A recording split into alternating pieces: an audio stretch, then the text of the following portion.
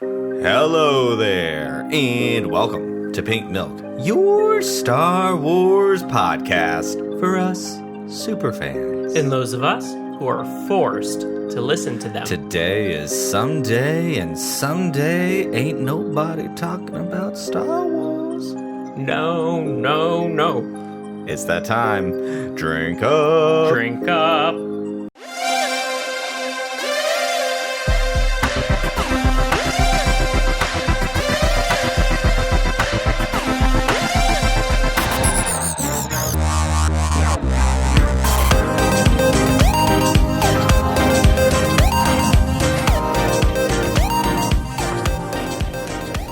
Hello, Thomas. Hello, and you know what? Brian.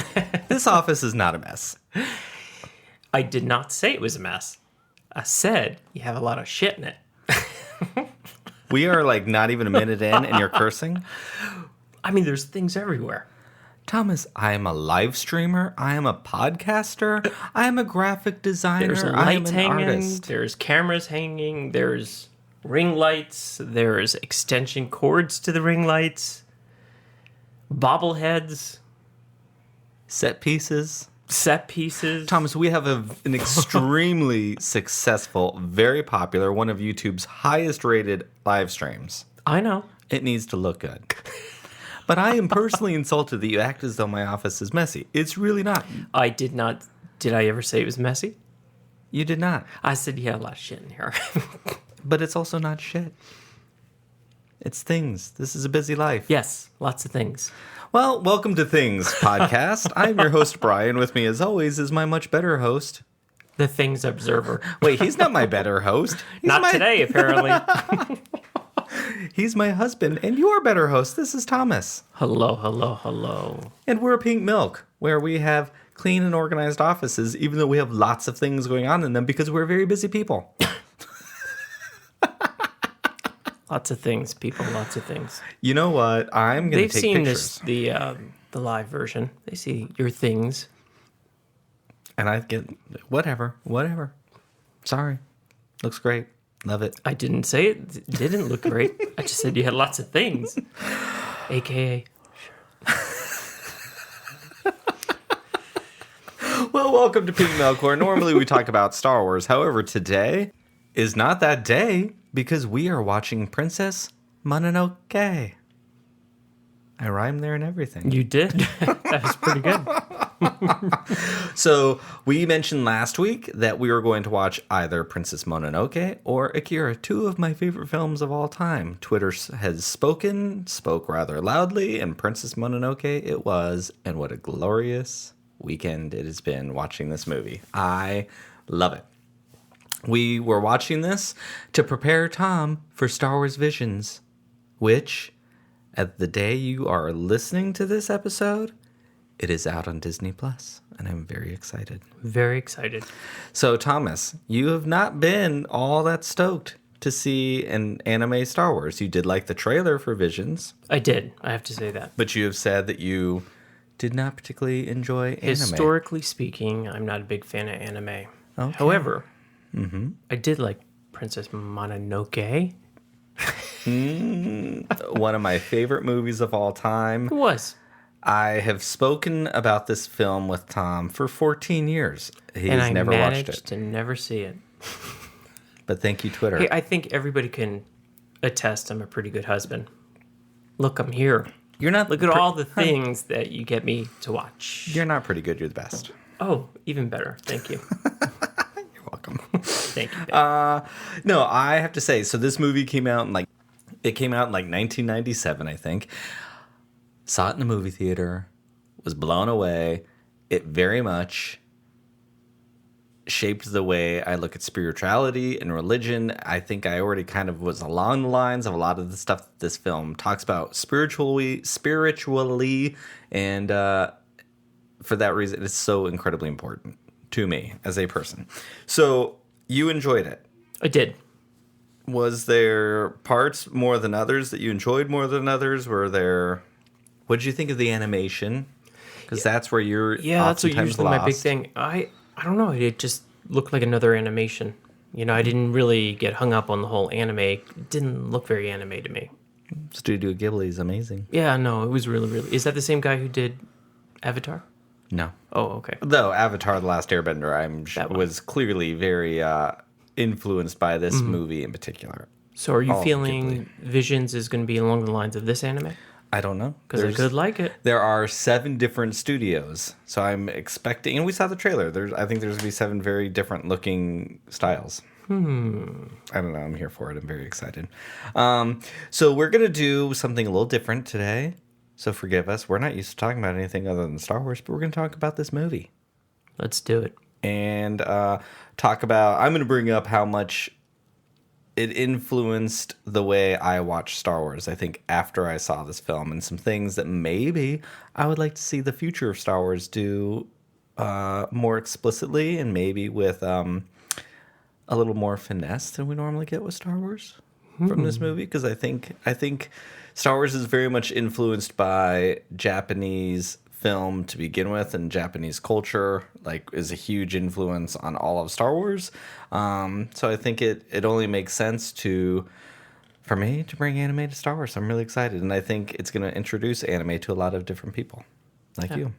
And it has. Because the truth is, I'm not some massive anime fan. I mean, we have listeners that really are, and a lot of people in nerd circles that I'm a part of are very big anime fans. Mm-hmm. I like it. I don't know about it as much. I mean, Qi'ra and Princess Mononoke are anime films, and they are 2 of my favorite movies ever in the entire world. But I wouldn't say I'm a big anime fan. So I have a lot to learn too, and I'm very excited. And I'm really stoked to see all these different styles. Because as an artist and an illustrator myself, I think I really value different takes. I've said it before, and I'll say it again right now. Animation is probably one of my favorite mediums, if not comics are probably my very favorite medium. Because I like how an illustration is the inside of someone's mind on how they see the world. And I think it influences the stories more than just people can, because people are people. Mm-hmm. But I love it. What are your overall thoughts on the movie? You said you liked it, but what are what are some more overall before we really dig into it? Well, I definitely wasn't very excited about seeing it. I didn't vote for it on Twitter. But truthfully, I thought it was really, really good. It was longer than I thought, but it seemed to go by quite quickly. It really does, because it is not a short movie. No. I like the whole family structure in the beginning with the tribe. I like the main character. What was his name again? Ashitaka! Yeah. I liked him. I thought it was good. I thought it was sad he never got to go back to his people again. And then even after he was cured, if you will, he still didn't go back, or at least didn't seem like he was going back. But he was dead to them. I know, that's sad. Very sad. But I was confused about the forest god. Mm-hmm.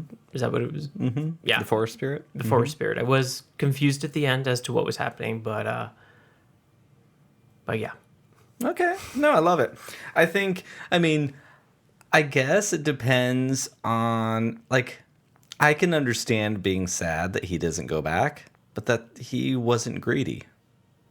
That was to me, the point of so much. Mm-hmm. And I'll be bringing up a lot of, I think, Ashitaka and my understanding of who that character is into Star Wars here in a little bit as we get into it, because I think there's some really interesting things here, and there's a lot of parallels between Ashitaka and my very favorite Star Wars character, Ahsoka Tano. But yeah, there are a lot of parallels and anyway, I think this film really shaped how I think of the Jedi, and probably part of why I love Ahsoka so much. So, the movie opens up, and we found out that there was a time when man and beast lived together, and something happened along the way. We open up with a gigantic boar, which already makes it feel mystical, and we have oh god, I'm blanking on his name. Oh my god, his elk. Sorry, just watched the movie again, and I've already forgotten his name. The elk's name. The elk. Is already mystical looking anyways, but there's a demon, and god, that is really creepy. Our youngest son came down from it, and the 2 little ones are too young for this movie. This is not really a kid's film at all, even outside of the violence. Like, it's kind of scary and too heady. But this boar is possessed by a demon. We found out that something happened to him that made him sick, and then he went crazy, right? So we meet an old lady, the lady of the village, who's clearly like the high priestess. She's the one who runs the show. We find out that a iron ball killed him and drove him mad. And during the time of Ashitaka trying to save him, he's touched by the demon, and now he's cursed, and he has to leave the village because he's going to go mad himself. And they basically have to protect themselves from a future demon-possessed Ashitaka. So he's a warrior, he's the prince, and now he's banished, right? Mm-hmm. So we go along, and he is now like a wandering person without anywhere to go. We see a bunch of samurai raiding a village, and he calls it a massacre, and his possessed arm does some major killing. Chops some heads off, and he's super strong, all of these things. But he's now this wandering warrior without a place to go, right? And like I said earlier, this movie came out in 1997. So episode 1 had not come out yet. It would not come out for 2 more years. Depending, 2 years-ish, because I don't need anyone saying, actually, Princess Mononoke came out in November of 1997, and I don't know when it came out, whatever. I'm just teasing. Kind of not really. But I was like, this whole idea of, I wouldn't say there's no magic. I mean, yes, the priestess was reading rocks and stuff, but there's just something mystical going on in this movie, right? There isn't magic per se. But would you feel like if magic were in this world, would it feel out of place? Yes. Oh, you do? No. Yes. Let's edit that out, too. I was just looking to see what the right answer is going to be. No, there is no right answer. Your belief is the right answer. I don't feel magic would feel out of place. Like, if there was a wizard introduced into the story, I don't feel like it would seem out of whack. No, I agree. So I always kind of felt that that's what the Jedi were going to be. I didn't see the Jedi back as a very young something, 1997. I wasn't that young to age myself. That's the year I graduated high school, so I was not that young anymore. But to me, that's what the Jedi were going to be like. I thought they were going to be these like knights/wizards riding around on horseback, stopping the Empire with machines. That's not what we got. But I still think it's somewhere in the history of the Jedi, this idea of man living with the world around him exists. And that's so much, that is at the heart of this film, is being able to walk in between 2 very different worlds. The world that came before man and the world that came after man. And how do those 2 things exist? Because honestly, human beings, we're tied to the earth, we're earthbound. But are we even earthbound anymore now that we're flying out to outer space? And hundreds of thousands of years ago, somewhere along our human lineage, a Homo species started carving rocks. And then once we started carving rocks, we figured out how to make fire. Once we mastered fire, everything changed for us. If you go back to the fossil records and you look at human evolution and ecology, and we can pinpoint around, I used to know all this stuff off the top of my head. I don't remember anymore. But when we learned to control fire, we changed the world, literally. Like, forests started getting burned down because we didn't know what we were doing. But we can now manipulate the environment around us. The environment no longer manipulates us. And that is at the heart of this film. And I always kind of thought that's kind of what the Jedi were going to represent. This idea that you could interact with the world around you on a very spiritual level versus the idea of controlling the world around you. But we don't get that with the Jedi. that I know. There might be some books out there or something. I mean, it's kind of in there. And I think like The Mandalorian is bringing that in a little bit with this idea of wizards, and Rey says that in the sequel trilogy, thinking they were myths and all of that. But like, what did you think of that idea in this? Because we realize industrialism, being the iron ball that killed nature, is right at the very beginning of the thing. We know that's what the conflict is in this movie. Mm-hmm. What did you like? What things come to your mind when you think about that kind of stuff? Can you ask me that again? Let me ask it differently. Please. Like, what are your thoughts? The idea of man versus nature is nothing new. That is a very common thing. Like, how do you think about those kinds of things? Because you and I are very different in that. Like, I am more, I think sometimes hippy-dippy of we are still equally a part of nature as everything else. We're just an animal like anything else. We're just gifted with these extra things, but we're not really separate. Well, remember, my background is very religious. Mm-hmm. So it's more a religious-based than what I think you're asking me, to be honest with you. But they're tied together. For me, like in the Bible, animal is created for man. Right.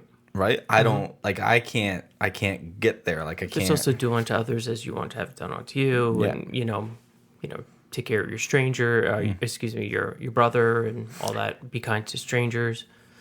So Okay, so we get into some of that but that's strangers, that's fellow man. What is the responsibility between you and a boar or a wolf or an ape or a tree spirit? to me in this personally, movie? respect in a way. I mean, Okay. especially we've always had an animal in our lives. So whether it's a boar or a dog or a cat, to me, I'm looking at them all the same. I'm not going to eat the boar.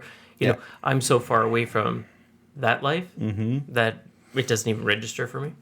So, because that's one of the things I love about this film is it is really complex.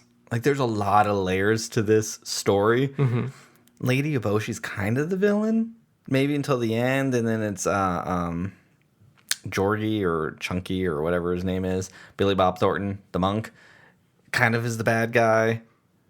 But you also still kind of like him, and that's because of Ashitaka. Ashitaka is the needle through the story that doesn't allow you to dislike anyone. He's really good at of being non-greedy, being in the middle, being those things.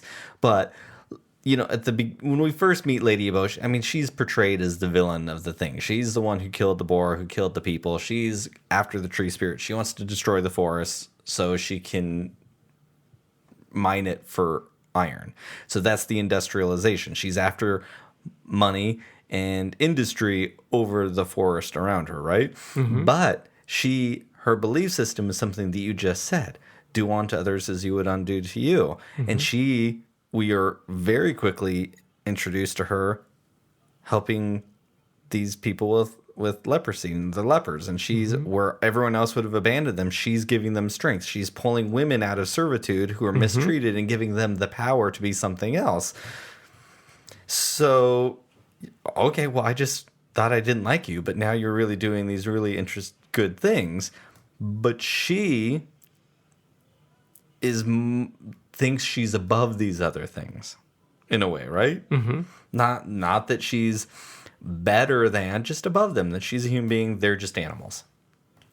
And I think it goes into the idea that I thought was going to be more, to bring it back to Star Wars, that I thought was going to be more of the idea of the Sith versus the Jedi, but they've actually been doing it recently in Star Wars with the Empire. We got the idea, we go into this idea with Bad Batch of, this is my purpose. This is what I'm supposed to do. With Crosshair, he's kind of protecting his fellow clones. This is the mission.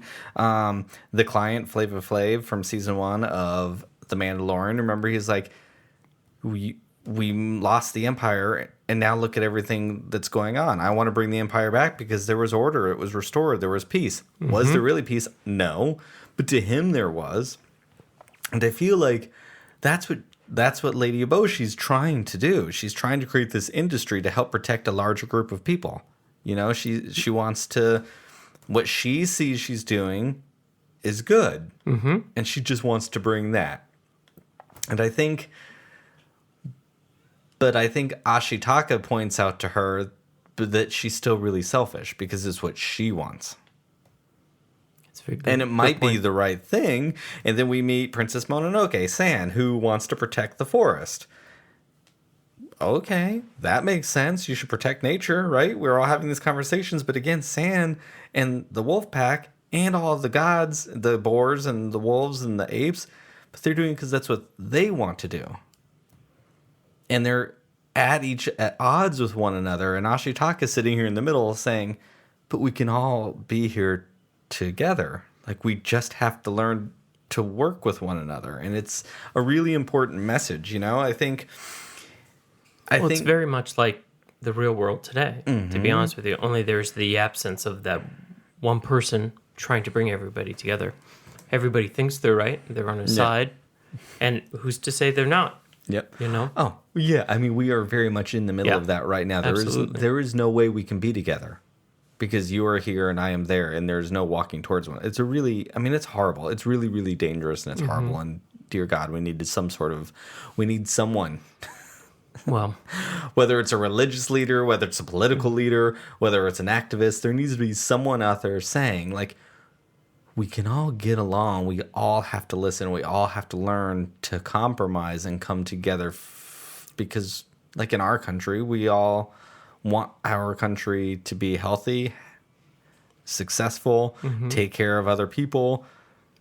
And there are different attitudes and different ways of getting there. So we all have to listen to one another and figure out how to get there together. Mm-hmm. Well, same thing with religions, right? Yes, exactly. I think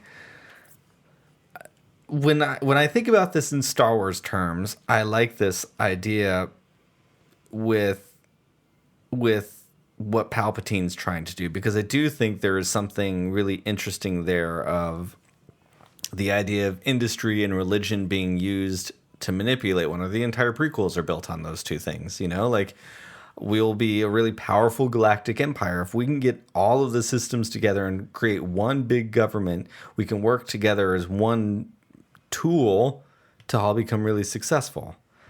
And he's villainizing religion at that point in time, you know? But Star Wars is really ultimately about, like, villainy in Star Wars is the hunger for power. Whether that's religious power or government power, that's what it comes down to, is who holds the power, right? Mm-hmm. And in this, it's the same thing. It's about power. It's about the Force wanting the power to kill all the humans. The humans want the power to kill all the beasts. And people, when they get hungry for too much power, turn into demons. And Star Wars does that really well. Like, we're introduced to Darth Vader, who, sure, it's a helmet, but he looks like the devil come to life, right? When you first met him, you've talked about how scared you were of Darth Vader. Like, he looks like a big, menacing black demon of death. Absolutely. Right? Yep. And we find out that he is a powerful wizard, basically, who is evil until the story goes on.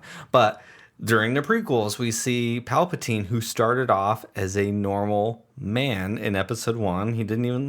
He looked fine, right? He looked idyllic and very fairy tale like. The prequels look so much like the Renaissance and this time of art and beauty, at least on Naboo. That's really important to them. And he starts to slowly change. And then he gets the power. And he converted the one person who wanted to convert the whole time with Anakin, right? And he shoots out lightning as a power move to dominate over the Jedi. And then he physically turns into a demon right in front of our eyes and becomes the raisin-faced Palpatine that we all know. And, like, his voice changes and he very much becomes a demon. But there aren't necessarily... This film brings in a lot of subtlety that just isn't there in Star Wars. And I think it's there, but that's for me. Like, do you ever get those subtleties in Star Wars?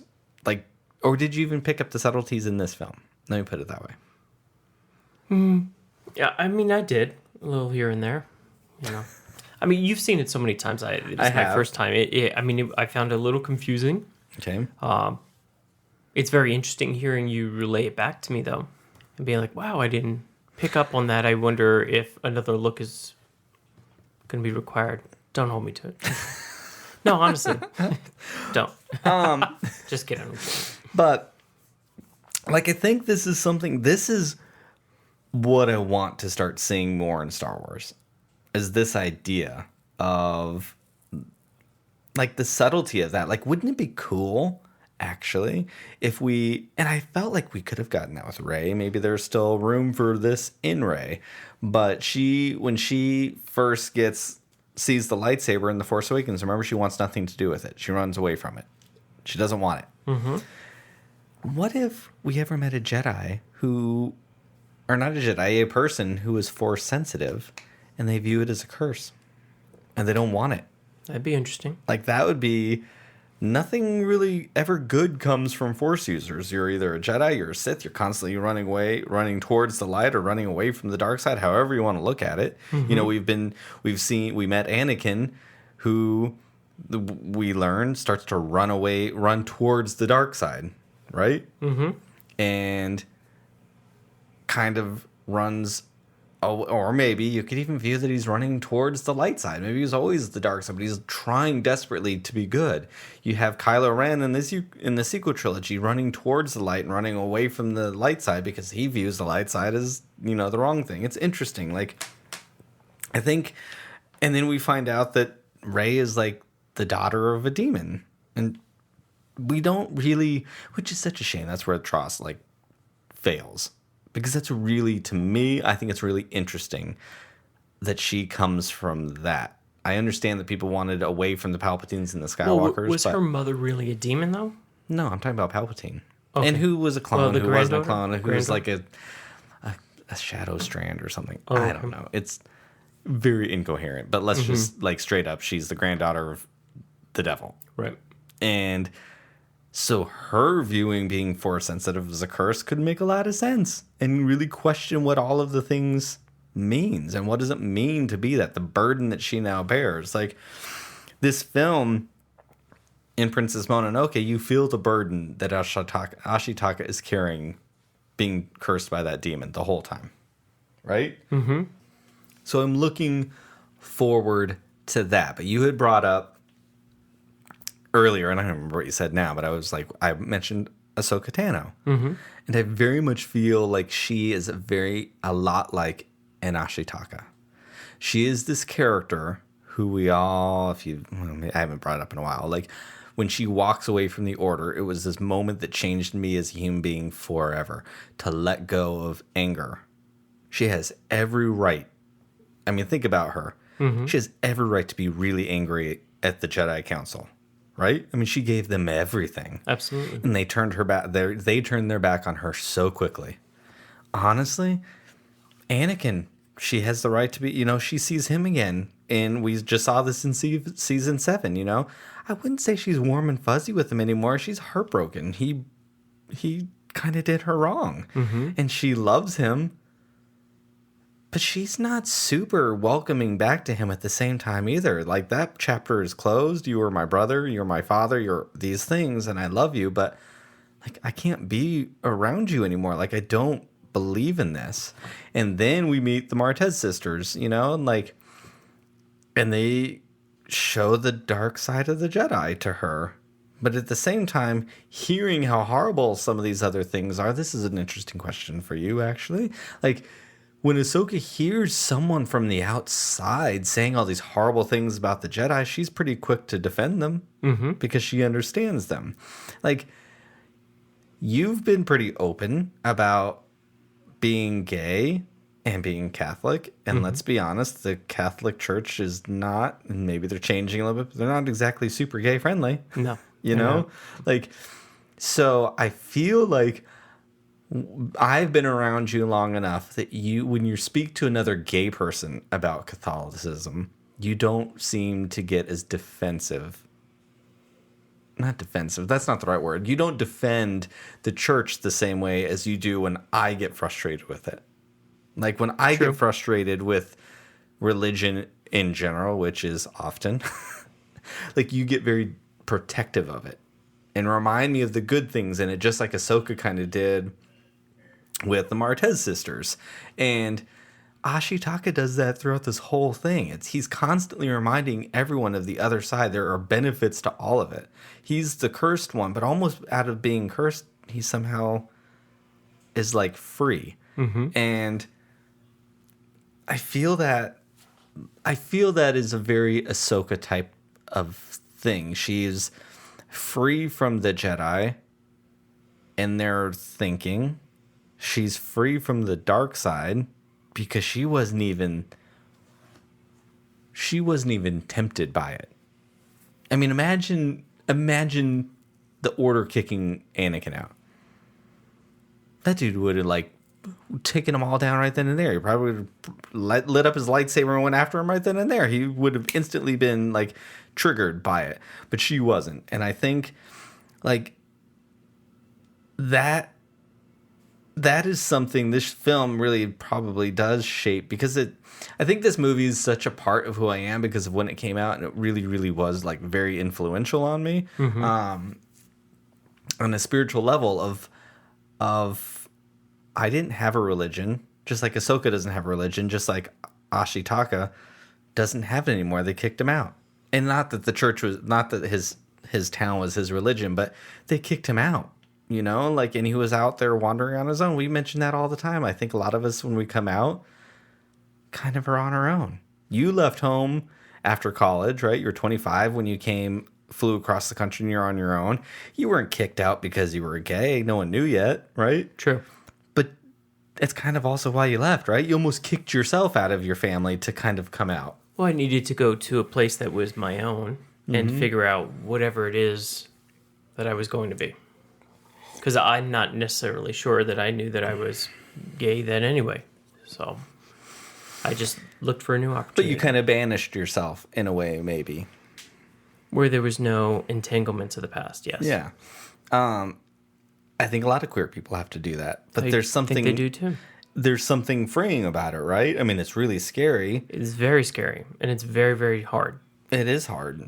But I think my experience with being queer, and let's face it, most of the people I know are queer, I feel like we're really good at examining all sides of things because we've had to do it. We either have to justify our parents being upset with us or our friends being upset with us. We have to justify how do we still like protect them, support a government or support a church that looks down on us, but like seeing the other side, like we have to question everything all the time. And it is tiring. But hopefully we can do it without becoming angry and jaded, because for me, there's a time and place to be angry. But I look to someone like Ashitaka or an Ahsoka Tano in these moments and find a lot of inspiration that to hold your breath, because more people will listen to you if you don't behave that way. For me. I mean, you need yelling on sides too. I don't ever want to come across like I think protesting and being mad and yelling. Heck, aren't we really learning that as parents too? I mean, honestly, the minute you raise your voice, nothing's going to happen anyway. So if you could just remain calm, that 100%, which is any parents out there, you'll understand it's a daily challenge. And sometimes we fail because sometimes we yell. Yeah. Looking at you, Michael. We can push every button. Yeah. But I love this movie for what I want the Jedi to be like. I feel like Ashitaka is the Jedi that I never got that I wanted, and I still want. And that's probably why I love Ahsoka so much, because she is all of these things. She fights for freedom. She fights for the people who need to be fought for. She speaks up. She never backs down to anything, but she does it in a way without hating her enemy, if that makes sense. It does. She combats her enemy to try to talk them back down, and at the same time tell the other side that this person still has I understand how this person got here. Like, you're not completely innocent over here. Like, that's what she stands for. It's so important and it's so amazing. I mean, look at how she was going to join Darth Maul until her attachment for Anakin. Like, he thought he was going to manipulate her with that, and it was wrong. It was the wrong thing, because I think in that moment, now that we're talking, I can't even. What would Anakin do if he saw her with Maul? Like, I don't even think Anakin could handle that, and I think that's what maybe stopped her. I don't know. I've never really thought about that until literally just now, but that's something that I learned, I think, as an 18-year-old kid in this film, to understand there are two sides to a coin. Both can have valid parts and both could have sides that are wrong. And you have to you don't have to choose a side of a coin. You can walk down the edge of a coin and just walk in that circle and be able to be part of both sides, which I think is really, really awesome. But the end, you said you were confused by the end of this movie. So I don't even know. We're not really reviewing the movie. I mean, the black stuff went everywhere. I was thinking it was something else, because remember, he was the spirit god of the forest, correct? Mm-hmm. And when they killed him, or the one person killed him, Lady Eboshi, the black stuff went everywhere. I was wondering if that was death, if you will. It was the spirit leaving the physical and spreading throughout everyone who was surrounded by it. I mean, yeah. I mean, they said earlier that the forest spirit was both the giver and the taker of life. Mm-hmm. And life took something from him, took his head, right? So he was wanting his head. Everyone who wants something in this film loses something. I mean, except for maybe Jorgi or what the monk's name. I'm blanking on his name. I kept wanting to call him Chunky, but it's not Chunky. Who had the greatest little shoes. But, like, I think, put on a hat. Life can feel really greedy sometimes, right? Mm-hmm. And I think from there, all of the people, I think it was from the viewpoint of all of the characters in this, life was asking for too much. Lady Eboshi just wanted to help people, and she needed the forest to get there, but the forest was fighting her for that thing. The forest just wanted to live over there, and Lady Eboshi and those people were trying to take that from them. Lady Eboshi was now getting attacked by the emperor and these samurai thing. Like, everyone wants something. And it's about balancing out those wants with giving. Life can't live without death, but if there's only death, life can't live either. And I think this movie is really just about balance. And isn't that what all of Star Wars is about? Absolutely. Bringing balance to the Force? Absolutely. You know? I think that was my interpretation of it anyways. Like, and I love this movie, and I'm really hoping to get some of this with Visions. So you're giving it a thumbs up. You're giving it a recommendation. 10 digits up. I have to say, I've loved hearing it back through your eyes, to be honest with you. So well, that's I good. look forward to the day that I will take another because Lord knows I feel like I'm rambling, and this is going to be a really horrible episode. Hey, welcome to my world, people. But I'm really excited for Visions, mostly because, not that I think they're going to address any of these things necessarily, but there's a freedom that I feel from it. We're getting some of this freedom in the High Republic too, because takes place before the Skywalker saga, that there's this freedom that we can explore more things. Like, this is the meat of Star Wars that I love. Like, that's what I hope we talk enough about on this podcast. That's what I wanted Pink Milk to be able to address, is the stuff that's underneath. There's a spiritual aspect to Star Wars. There's a spiritual aspect to what drives all these characters. There is, like, motivation beyond pew pew pews, beyond getting stuck on, oh, I wanted to get away from Palpatine, I wanted to get away from Skywalkers, but what's driving all of these things? And that's something that I think this movie does so incredibly well, is understanding where all of them come from. You know? Like, I know nobody else wants Palpatine, but what drove Palpatine to want all these things? I think that's an interesting story. I want to hear it. You know? Like, I'm hoping that there's some different kinds of conversation centered around the Jedi in Visions. Like, let's get it. Let's see some ideas of, people call it a gray Jedi. I don't exactly personally like it, but a gray Jedi is someone who's not light and who is not dark, who can see both sides. A more of a neutral character, or can weave in and out. Like, that actually sounds pretty good. Yeah, I just don't like the term gray Jedi. I think just someone who's not a Jedi or a Sith. Someone who, like Ahsoka, who I don't think believes in those institutions anymore. They're free.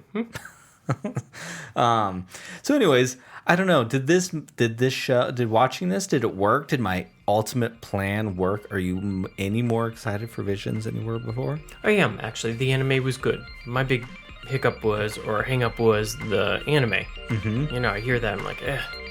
But now you saw one, you're like, oh, now I'm like, okay. On this. Mm-hmm. Yeah. I love it. So I'm going to give it a thumbs up,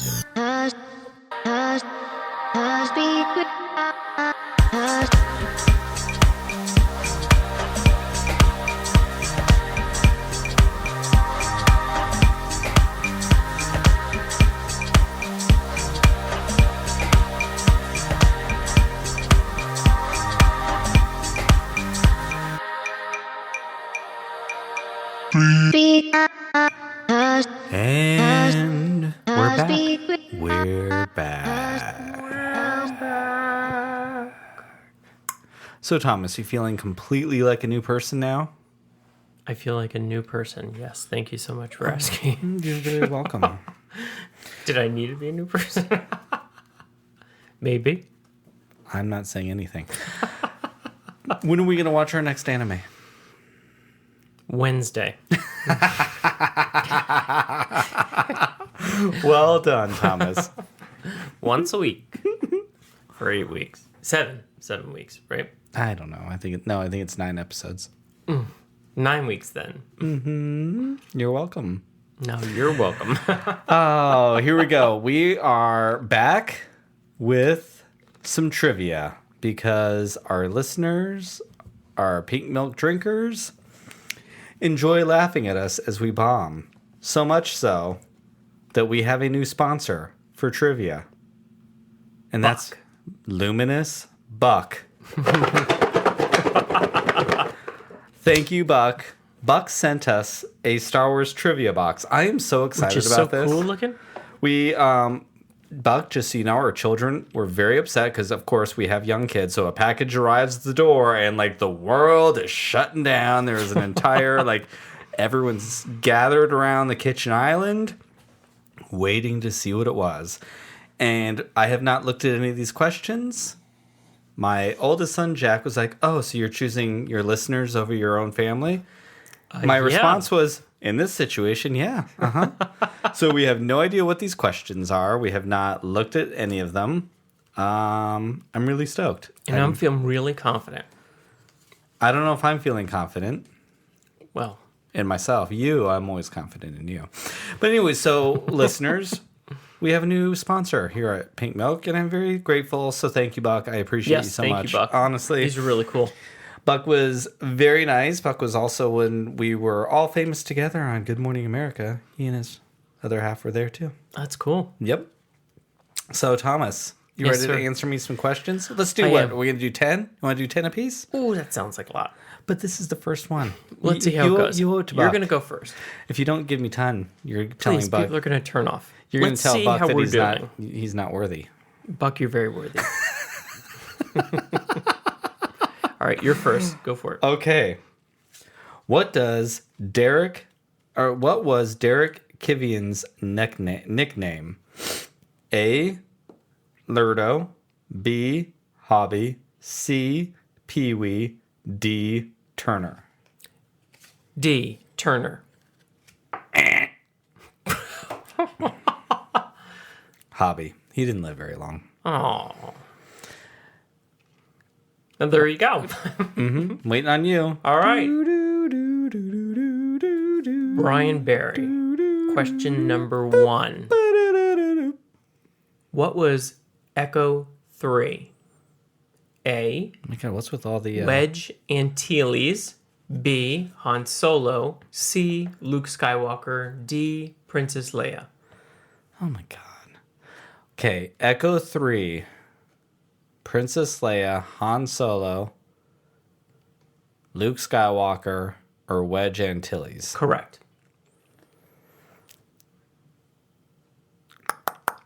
I don't know. I'm going to say Wedge. The correct answer is Luke Skywalker. Okay. Oh my, these are like straight up all. And there's 2 on a card. Yeah, which so is I'm really about to read awesome. you another one. Excellent. What did Luke Skywalker promise Yoda as he was leaving? There's a lot of Empire Strikes Back so far I'm today. feeling lucky. A, return and finish what he had begun. B, to mine the Force. C, to fight the dark side. Or D, to practice levitation. A. Ding, ding, ding. Goes the trolley. And you can hop on board my trolley anytime you want. All right. So I have 1 point and you have... That's right.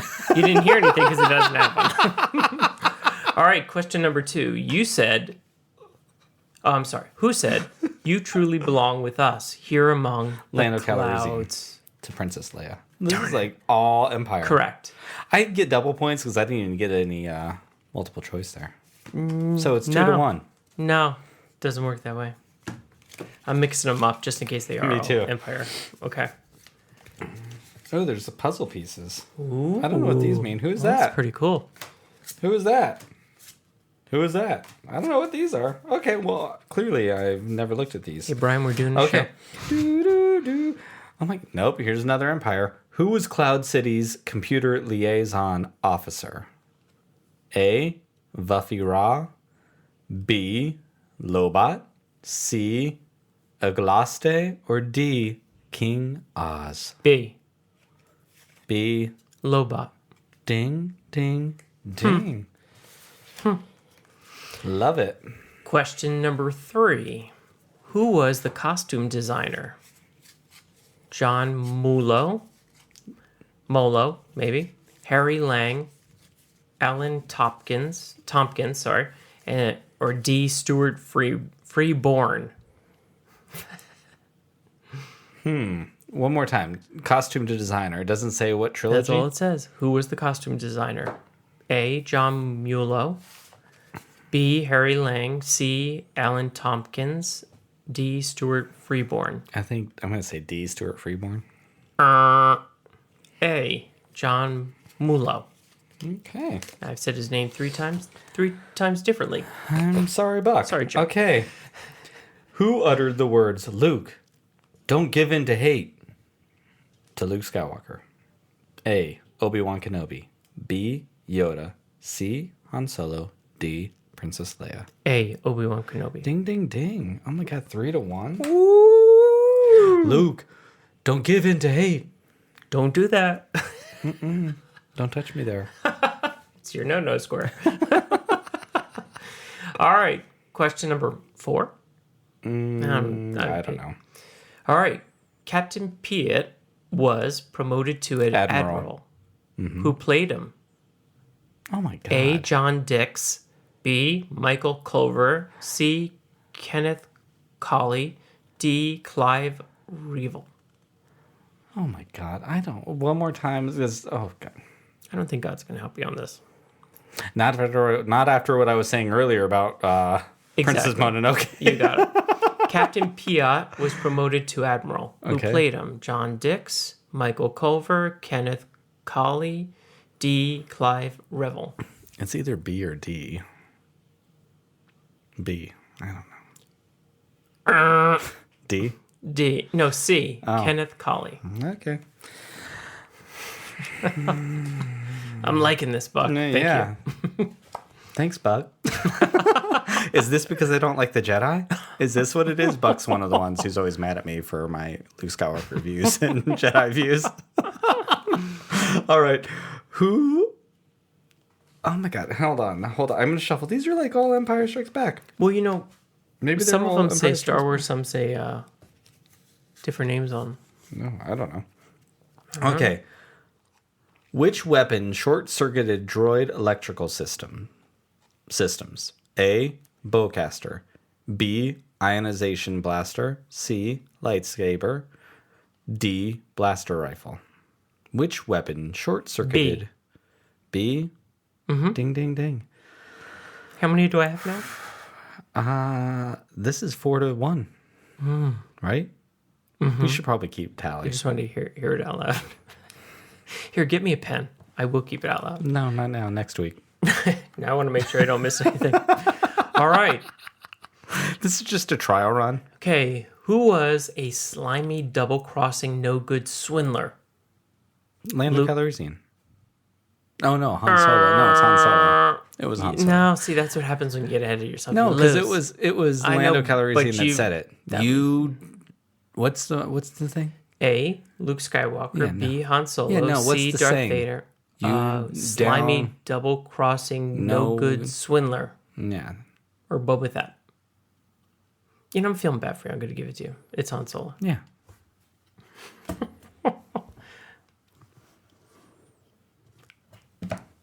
Let's. Wow, he doesn't believe me. He's going to look. Yeah. Oh. No, I. I know exactly what you're So saying. do I. Where did Luke Skywalker bullseye womp rats? A. Beggar's Canyon. B. Ben's Mesa. C. Mushroom Flats. D. Hut Flats. C. Mushroom Flats.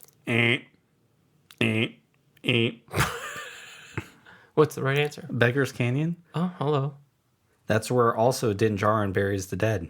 Okay. For Pelimato. Good to know. Okay, my turn. Who played Rogue 4? Christopher Malcolm, Jesus Christ. Richard Oldfield, John Ratzenberger, and D. Dennis Lawson. Or D. Dennis Lawson. John Ratzenberger. I'm going to say Dennis Lawson because that's Wedge Antilles. I don't know. John Ratzenberger because that's the only other name I know. Nope. You want to keep going? Nope. Richard Oldfield. This is why I'm losing because look at the kinds of questions I get. You get, who's Lobot? But you're the super fan. I'm the one who's forced to listen. Of the movies, not the actors behind them. I don't know. Oh, anything no, about it's this stuff. everything. Okay. What did C-3PO... See, you get these. You get these. No wonder you're winning. Thank you, Buck.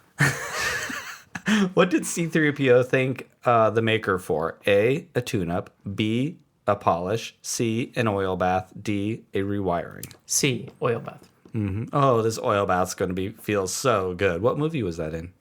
I don't know. One of them. One of the original ones. One of the 1, 2, 3s. Right? Nope. No. The originals like I said, I don't know. The originals are 4, 5, 6s, not 1, 2, 3s. Yeah. Thank you. In my head, the way I saw them, 1, 2, 3. All right. Let's see. How did the Imperial probe droid know that Han Solo and Chewbacca had discovered it? A. Chewbacca roared. B. Han Solo yelled at it. D. Chewbacca slipped on the ice. D. Han Solo fired at it. D, Han Solo fired at it. Uh, Is it because Chewbacca yelled? Is that yeah, what he they're saying? roared.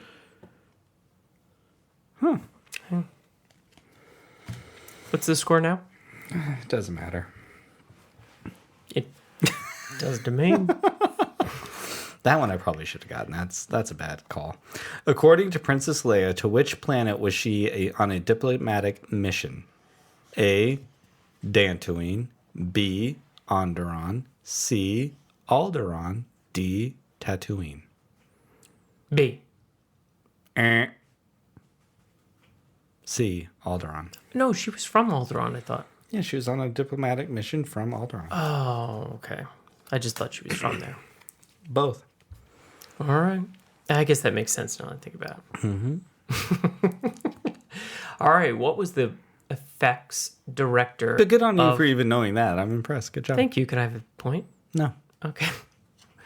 All right. Who was the effects director of photography? Christ. A. Ken Ralston. B. Dennis Moran. C. Jim Valerex. D. Selwyn Ebby. Or Eddie. Director of photography? Yeah. Who was the effects director of photography? One more time.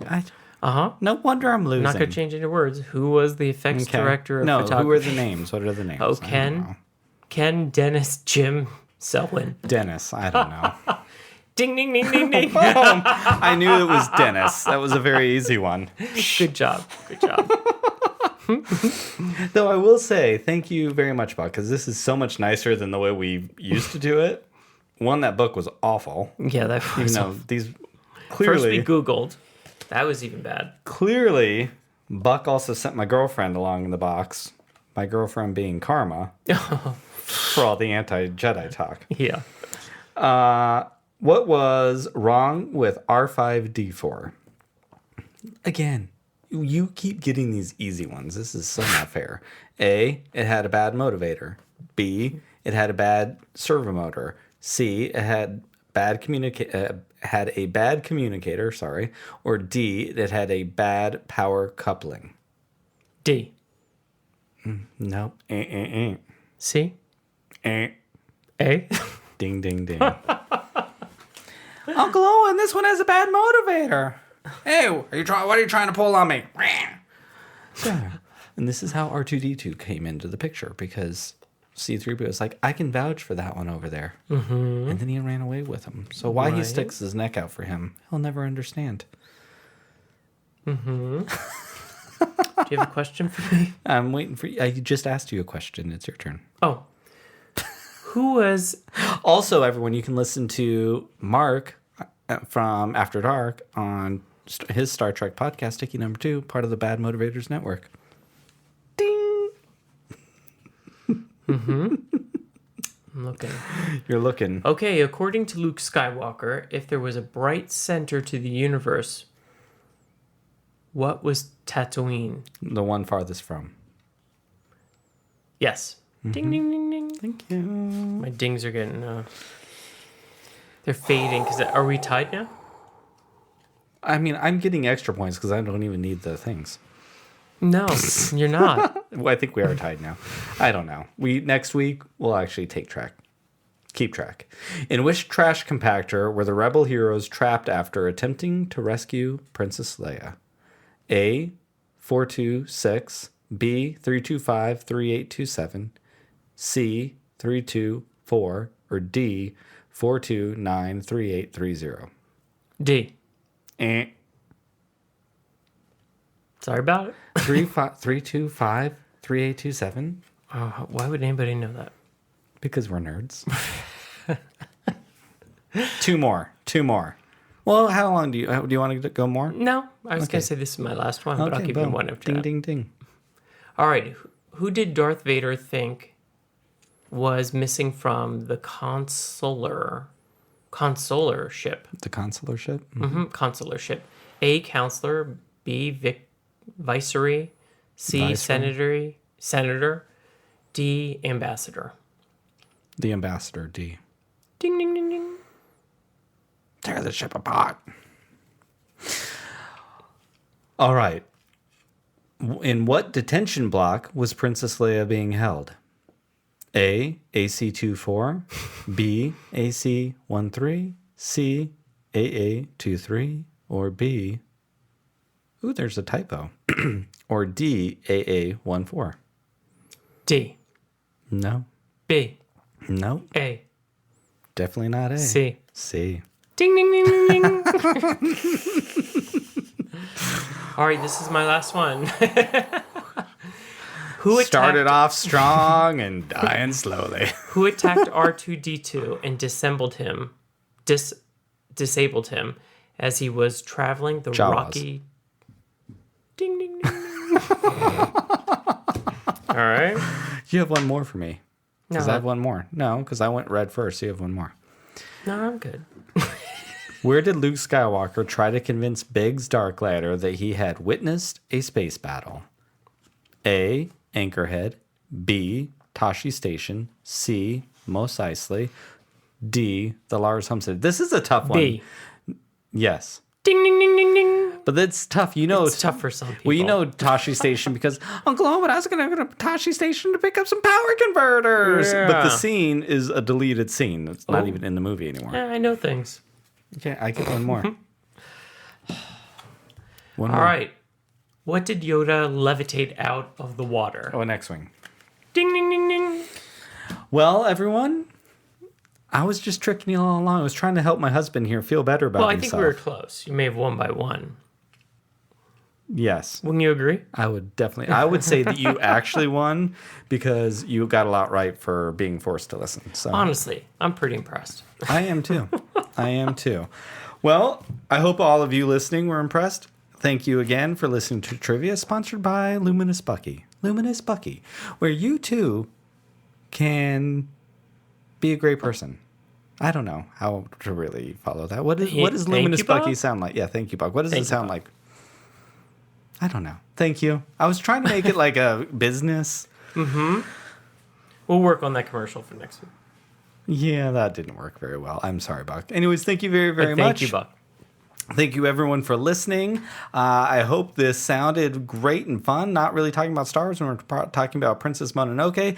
Next week, we have Star Wars Visions. I am so excited. So if you're listening to this on a Wednesday, the day it comes out, tune in Friday night for After Dark, where we will all be talking about Visions with a bunch of superfans and also Solo, Maybe I'll show up a Star Wars story. because I'll have so much to say.